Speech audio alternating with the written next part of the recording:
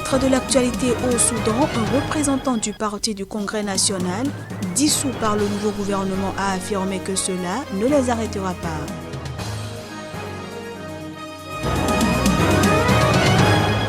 En République démocratique du Congo, une journée ville morte était organisée ce vendredi à Goma, capitale de la province du Nord Kivu, en solidarité avec les habitants de Beni et Oicha. Et puis les militants pro-démocratie ont appelé ce vendredi à de nouvelles actions dans les prochains jours à Hong Kong, où la police a levé le siège du campus de l'université polytechnique.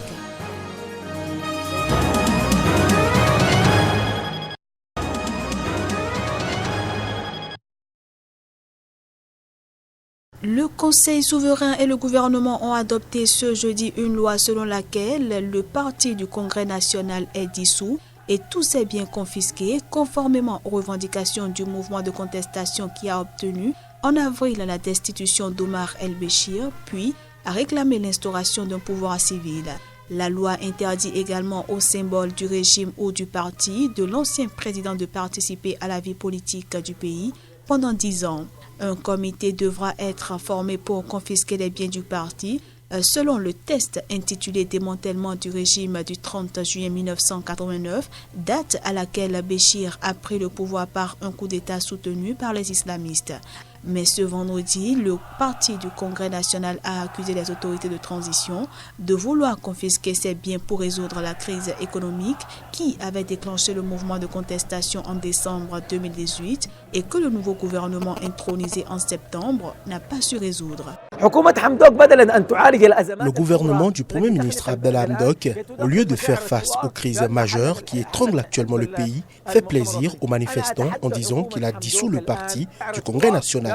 Je mets maintenant le gouvernement au défi de mener une enquête sérieuse sur la répression du sit-in qui a fait des dizaines de morts le 3 juin.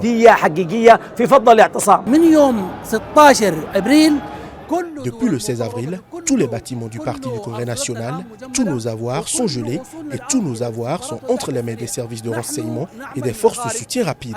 Cela ne nous arrêtera cependant pas parce que le Congrès national et le mouvement islamique reçoivent des contributions financières de la part des membres adhérents du Congrès national. Omar el-Béchir a dirigé le Soudan pendant 30 ans à la tête d'un régime autoritaire régulièrement accusé de violation des droits humains. Destitué par l'armée le 11 avril après des mois d'une contestation populaire, il est actuellement emprisonné à Khartoum et le verdict de son procès pour corruption est attendu le 14 décembre prochain. Plusieurs membres de son gouvernement et des hauts responsables du NCP sont également détenus.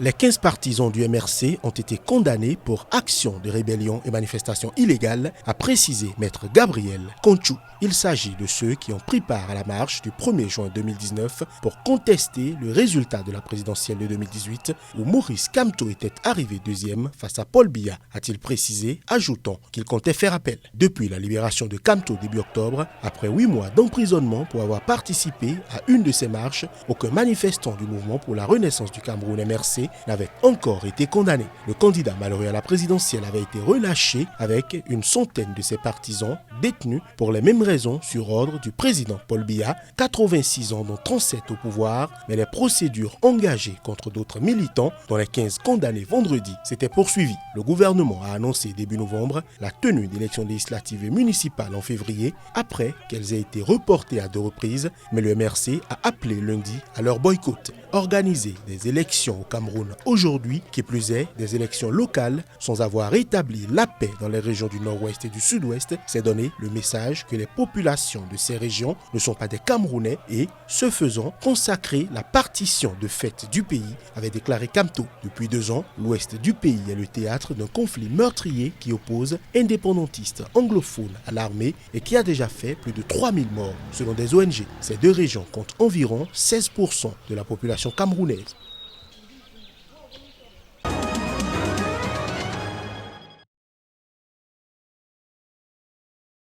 Il n'y aura pas de vote, ont scandé dans les rues noires de Monde du centre-ville Les manifestants hostiles à une élection destinée selon eux à régénérer un système politique au pouvoir depuis l'indépendance en 1962.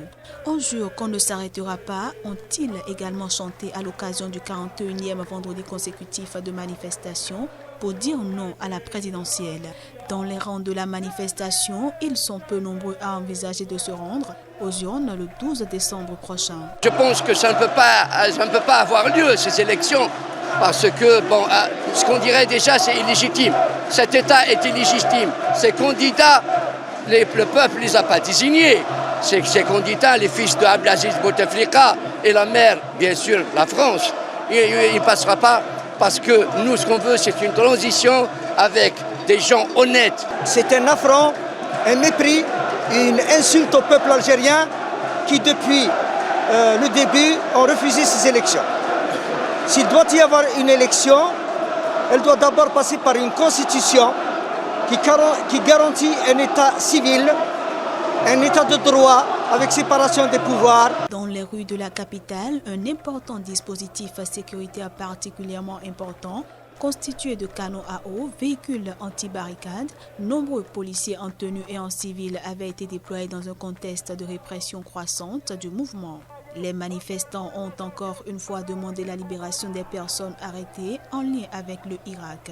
Selon le Comité national pour la libération des détenus, qui recense et soutient les personnes incarcérées en lien avec le Irak, quelques 140 personnes manifestants, militants ou journalistes ont été placés en détention préventive ou condamnés ces derniers mois.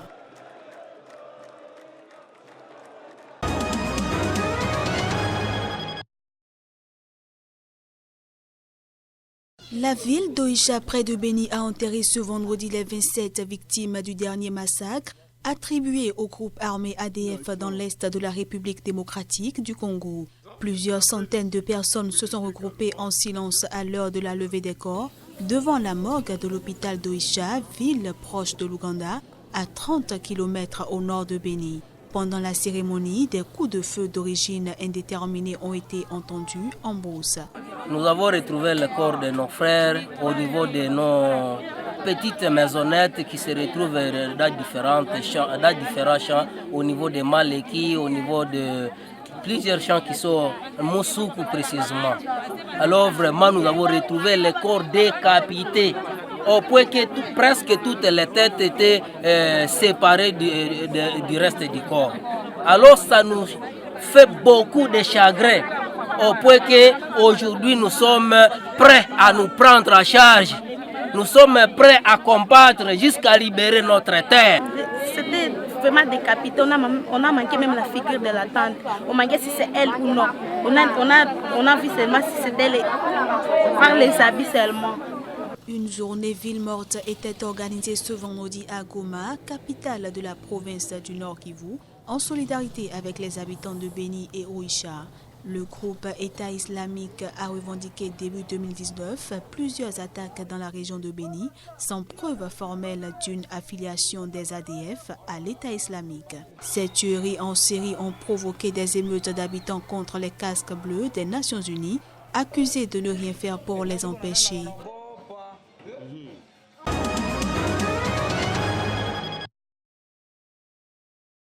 Les activités socio-économiques sont en grande partie paralysées ce vendredi à Goma, dans le Nord Kivu. Ce, suite à l'appel de la société civile locale à une ville morte en vue de protester contre les massacres à Béni. Boutiques, magasins et autres commerces n'ont pas ouvert. Nous avons pris l'engagement d'accompagner le cri de détresse et les revendications de nos frères de Béni. Voilà pourquoi nous avons dit que ce vendredi est une journée ville morte.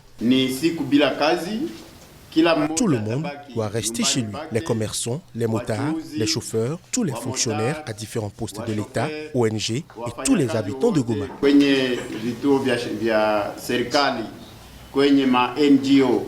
Quelques tenanciers de ces commerces sont positionnés devant leurs portes en train d'observer l'évolution de la situation. C'est le cas à Biréré, du centre-ville, de l'axe de Lompe et de la route Katindo. Certains élèves qui se sont rendus à l'école ont été renvoyés à la maison par les chefs d'établissement scolaire. Tunapenda tusukume government ya Kongo kuweza kuchukua jukumu lake Nous voulons pousser le gouvernement congolais à bien prendre ses responsabilités et ainsi mettre fin aux tueries à Béni. Même chose pour l'Organisation des Nations Unies, qu'elle revoie sa manière de travailler car il n'est pas possible que des habitants soient sauvagement tués sous les yeux de l'armée de l'ONU ou même devant l'armée du pays. Toutefois, nous saluons leur courage. Nous avons vu récemment des fruits positifs des opérations de notre armée que nous applaudissons. Ils pourchassent l'ADF.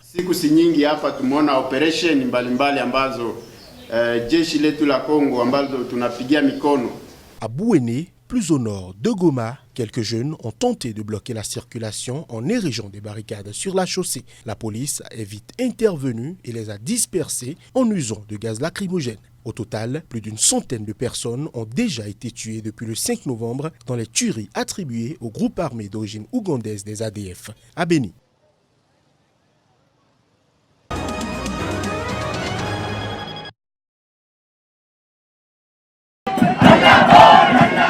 Sydney a donné vendredi le coup d'envoi d'une nouvelle série de manifestations mondiales contre le réchauffement climatique.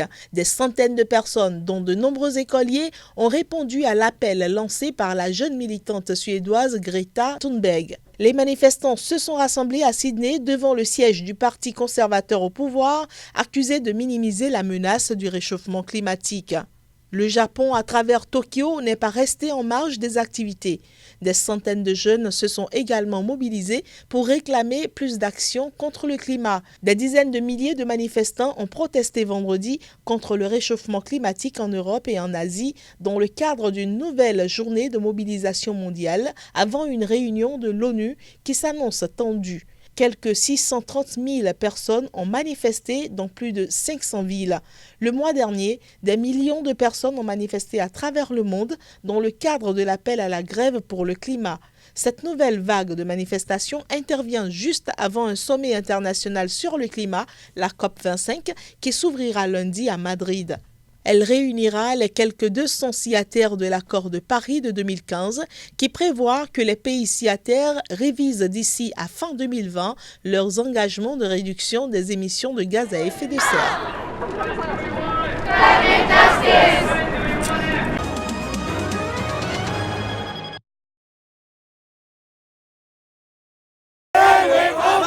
L'éclosion générale, c'est le nom donné par les manifestants pro-démocratie de Hong Kong à leur nouveau mode opératoire. Ceci consiste à mener des actions de faible envergure pour éprouver les forces de police et paralyser la circulation.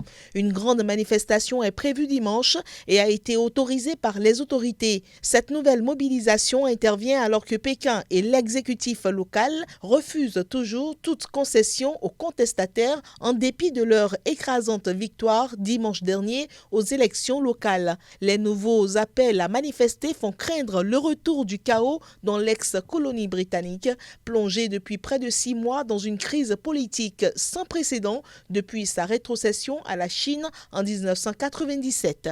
Plus de 5800 personnes ont été arrêtées et près d'1 millier inculpées, selon les chiffres du gouvernement, et la police a tiré plus de 12 000 grenades lacrymogènes. La chef de l'exécutif de Hong Kong, Carrie Lam, se dit confiante que la ville en proie aux manifestations va rebondir. Les principes fondamentaux de Hong Kong, y compris nos forces unies dans le cadre du principe un pays, deux systèmes, notre état de droit et l'indépendance du pouvoir judiciaire demeurent solides. Mon gouvernement et moi-même sommes à l'écoute de notre peuple afin de résoudre certains problèmes profondément enracinés à Hong Kong par le dialogue. Je suis persuadé que Hong Kong peut rebondir comme nous l'avons toujours fait. Près de 6 mois après le début du mouvement, les électeurs ont infligé un camouflet au gouvernement local soutenu par Pékin, qui jusque-là se disait soutenu par une majorité silencieuse de Hongkongais.